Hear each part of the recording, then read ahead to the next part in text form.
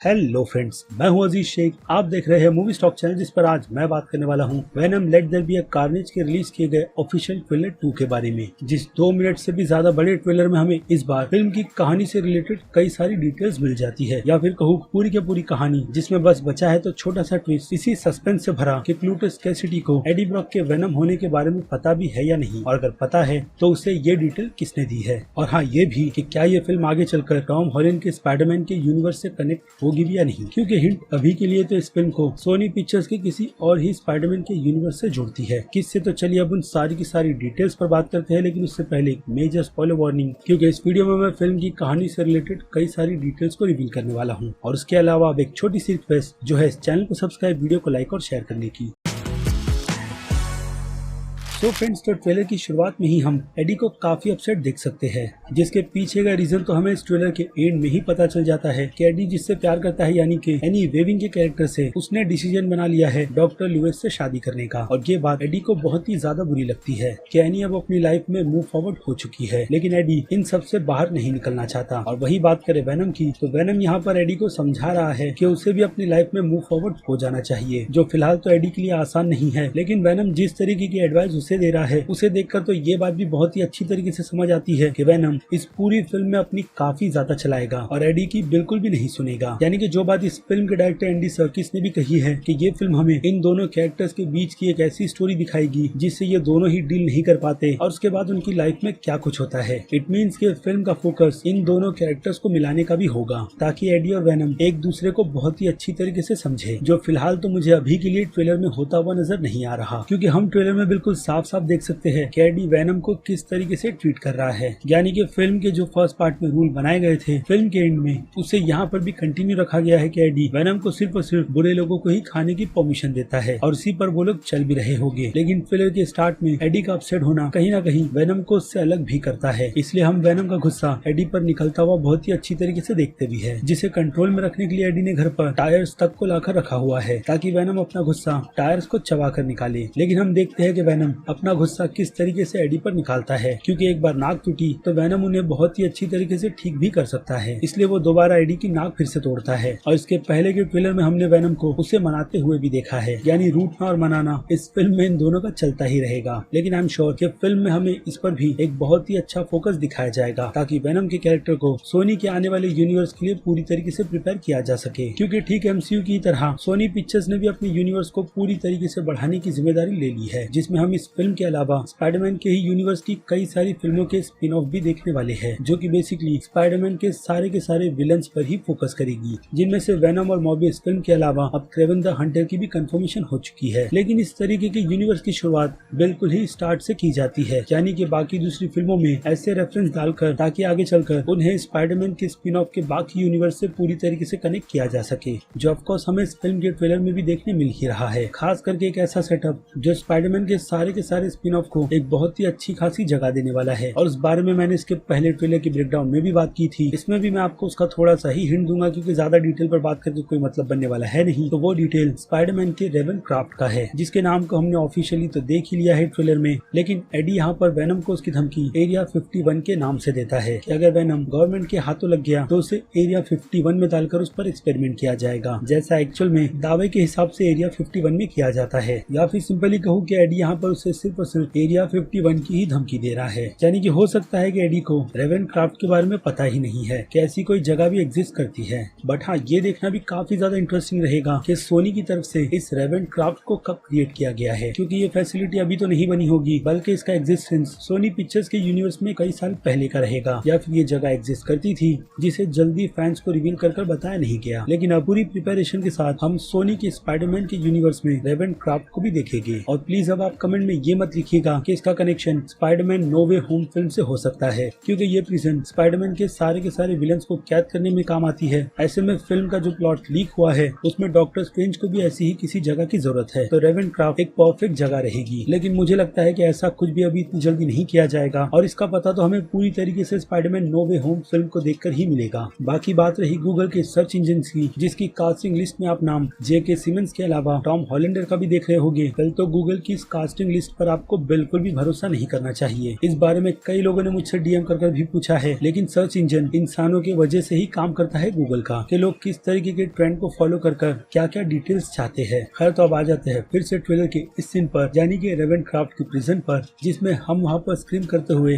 Shrink के character को देख सकते हैं, जिसका गुस्सा किसी खबर को पढ़कर निकला है। अब हो सकता है कि ये खबर एक तरीके का मैसेज हो क्लूटस की तरफ से, जिसे शायद वही समझ पाए, और उसका ये गुस्सा डेफिनेटली अखबार में क्लूटस की मौत को ही पढ़कर हुआ होगा, क्योंकि कॉमिक बुक में भी ये कैरेक्टर एक दूसरे से प्यार करते हैं, और ट्रेलर में भी हमें इन दोनों का टीम अप बहुत ही अच्छी तरीके से दिखाया जाता है कि जब भी ये दोनों मिलते हैं तो कितना केओस क्रिएट होता है। लेकिन अभी के लिए तो जो इंटरेस्टिंग टॉपिक है वो यही है कि क्लूटस और श्रिंक दोनों अलग अलग फैसिलिटी में पहुंचे कैसे। और इसके अलावा जो क्वेश्चन बना हुआ है वो फिल्म के फर्स्ट पार्ट से यही है कि क्लूटस की डिमांड एडी से मिलने की क्यों है, जो इतना ज्यादा पॉपुलर पत्रकार भी है नहीं, और फिल्म के पहले पार्ट में तो उसकी नौकरी भी चली गई थी, इसलिए कोई काफी सनकी सा सीरियल किलर एडी का ही नाम क्यों सजेस्ट करेगा। अब इसमें भी कुछ रीजन पर बात करें तो शायद से क्लूटस को एडी का राज पता है, जिसे शायद फिल्म के फर्स्ट पार्ट से कनेक्ट कर ही दिखाया जाएगा कि कहीं ना कहीं क्लूटस ने उसे वेनम से लेकर एडी तक में कन्वर्ट होता हुआ देखा है, इसलिए वो उसी के जैसा बनना चाहता होगा। या फिर दूसरा रीजन हो सकता है कि एडी की रिपोर्टिंग ने ही उसे काफी ज्यादा इम्प्रेस किया होगा, जिसके चलते वो उसी से मिलने की डिमांड करता है, और पुलिस वाले उसे ये मौका देते भी है, जिसमें डेफिनेटली एडी डिटेक्टिव मुलिगन के कैरेक्टर को बहुत ही ज्यादा नाराज करने वाला है। यानी कि फिल्म के थर्ड पार्ट टॉक्सिक के टीज अभी से ही प्रिपेयर किया जा रहा है, क्योंकि डिटेक्टिव उससे काफी ज्यादा नफरत करता है। रीजन है क्लूटस का सारा राज, जो वो एक्सक्लूसिव एडी को ही बताता है, जिसके कारण से एडी को काफी ज्यादा कवरेज मिल रही है, और एडी क्लूटस की छुपाई गई सारी की सारी जगहों पर जाकर उन सभी की सभी डेड बॉडी को रिकवर भी करवा रहा है। ऐसे में उसका नाम तो होगा ही, जिसकी रिपोर्ट वो अपने डेली ब्यूगल के लिए खुद ही लिखता है। जी हाँ, डेली ब्यूगल, जिसकी आईडी में लॉग आउट हम एडी के अकाउंट को ही देखते हैं, यानी कि एडी डेली ब्यूगल के लिए काम कर रहा है, और ये लोगो सैम राइमी के यूनिवर्स का है। यानी अगर ऐसा हुआ तो फिर हमें सैम राइमी के यूनिवर्स में दो वेनम देखने मिलने वाले हैं, जो फिलहाल तो पॉसिबल नहीं, लेकिन लोगों का एक जैसे दिखना कहीं ना कहीं तो कंफ्यूजन क्रिएट करता ही है, और यहाँ तक कि एमसीयू के डेली ब्यूगल तक के लोगों में भी, जो इससे बिल्कुल भी मैच नहीं खाता। और अब साथ ही साथ हम इस सीन में उस पेड़ के स्केच को भी देखते हैं, जो डेफिनेटली क्लूटस ने ही एडी को बनाकर दिया होगा, क्योंकि प्रिजन में भी क्लूटस उसी तरीके के पेड़ को ड्रॉ करता है। और साथ ही साथ हमें वहाँ पर एक कैथेड्रल की स्केच भी नजर आती है, जहाँ फिल्म का मेजर पोर्शन शूट किया जाएगा, या फिर फिल्म का एंड, जिस पूरे के पूरे कैथेड्रल को कार्नेज और श्रिंक मिलकर पूरी तरीके से जलाने वाले हैं। और वहीं पर हम इस सीन में कार्नेज के सिम्बायोट को काफी ज्यादा हिसाब से बड़ा भी देखते हैं। लिटरली कार्नेज का क्योस मचा हुआ है इस पूरे के पूरे कैथेड्रल में, जिस पर मैं थोड़ी देर में बात करूंगा, क्योंकि आ जाते हैं अगले सीन पर, जिस सीन के डायलॉग में क्लूटस से काफी इंपॉर्टेंट बात बोलता है कि उसका सब कुछ एडी का है, तो इस हिसाब से जो कुछ भी एडी का है वो क्लूटस का भी होना चाहिए। यानी देखा जाए तो क्लूटस ने यहाँ पर पूरी की पूरी इन्फॉर्मेशन देकर खुद को मौत की सजा के लिए प्रिपेयर कर लिया है, और बदले में क्लूटस को एडी से भी कुछ चाहिए। इससे दोनों का ही भला होगा, जिसमें से एक डिटेल मैं आपको ऑलरेडी दे चुका हूँ कि क्लूटस के सारे राज सामने आने के बाद एडी की तो तरक्की होगी ही, तो वैसा ही प्रॉफिट क्लूटस के कैरेक्टर को भी चाहिए, जिसके बाद क्या हम क्लूटस को एडी से उसकी चीज लेते हुए देखते हैं, यानी कि उससे बाइट कर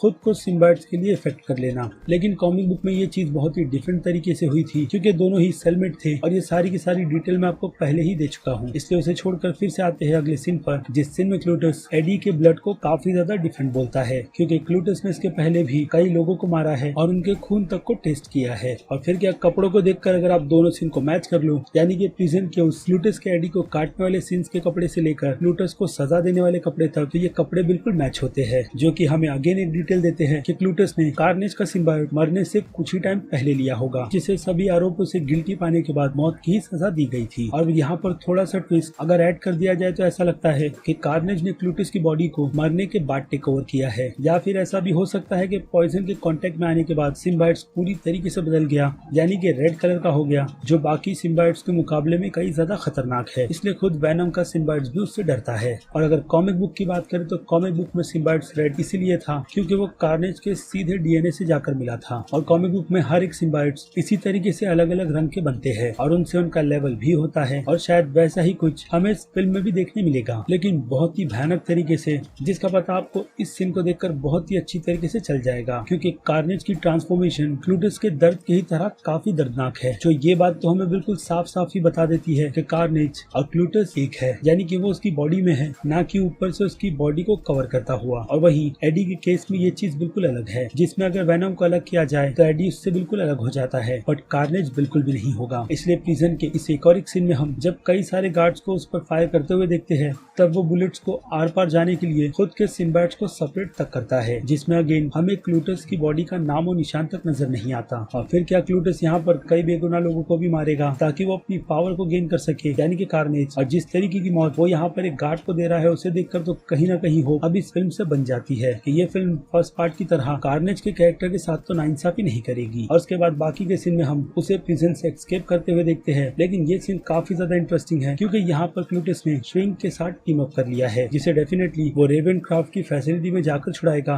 कैसे, वो डिटेल तो मेरे पास भी नहीं। लेकिन यहाँ से निकलने के बाद क्लूटस का जो सबसे पहला काम रहेगा वो एडी को ही ढूंढने का है, जिसके चक्कर में वो स्टोर से लेकर एनी तक के पास जाएगा। लेकिन जब इन दोनों का सामना होगा इस सीन के अकॉर्डिंग, तो वेनम उसके सामने आना नहीं चाहता, बट एडी बाद में उसे परमिशन देता है सभी लोगों को खाने की। तब जाकर वेनम बाहर निकलता है और कार्नेज को फेस करता है। उसके बाद इस सीन में हम कार्नेज और श्रिंक के कैरेक्टर को साथ में देख सकते हैं, जिन दोनों ने मिलकर सिटीडेल को आग लगा दिया है। उसके बाद इस सीन में हम क्लूटस को प्रिजन के बाहर देख सकते हैं, पता नहीं कैसे। और श्रिंक के सीन को देखकर तो ऐसा ही लगता है कि श्रिंक कहीं ना कहीं क्लूटस के अगेंस्ट चली गई है, क्योंकि उसी का सिम्बायोट हमें उसके स्क्रीम के बाद काफी अच्छी तरीके से नजर भी आ रहा है। और फिर इस सीन में हम क्लूटस को स्टोर में देख सकते हैं, वही एडी की इन्वेस्टिगेशन करते हुए। और ये सीन तो क्योस से भरा हुआ है, जिसकी डिटेल मैं आपको पहले ही दे चुका हूँ कि कार्नेज किस तरीके से क्योस मचा रहा है, जिससे बचते हुए वेनम बस भाग ही रहा है। और फिर इस सीन में हम कार्नेज को उसी जलते हुए सिटीडेल के पास देख सकते हैं, जिससे शायद वेनम बचने में कामयाब हुआ है और कार्नेज को एक हार मिली है, बट पूरी तरीके से नहीं। और इस सीन में हम उन दोनों को सिटीडेल के अंदर फाइट करते हुए देख सकते हैं, और इस सीन में कार्नेज को किसी को खाते हुए, जो शायद से वेनम हो सकता है। उसके बाद ट्रेलर की एंड की डिटेल तो मैंने स्टार्ट में ही डिस्कस कर ली थी, लेकिन अब बात करें फिल्म की रिलीज की, तो पहले इस फिल्म की ऑफिशियल रिलीज डेट को 24 सितंबर को कंफर्म किया गया है। लेकिन अब ये ट्रेलर हमें उसका हिंट बिल्कुल भी नहीं देता, बल्कि वहाँ पर सिवाय फॉल कर कुछ नहीं लिखा, जो कहीं ना कहीं इस फिल्म को डिले की ओर ले जा रहा है।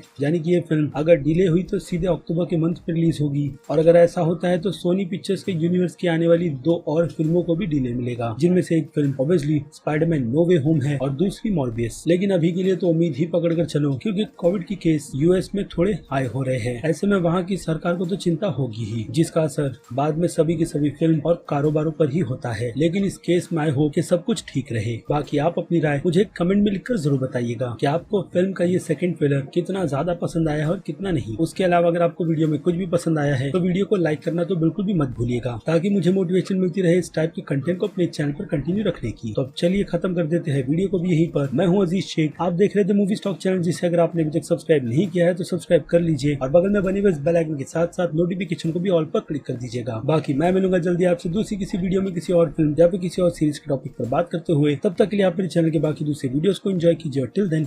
बाय।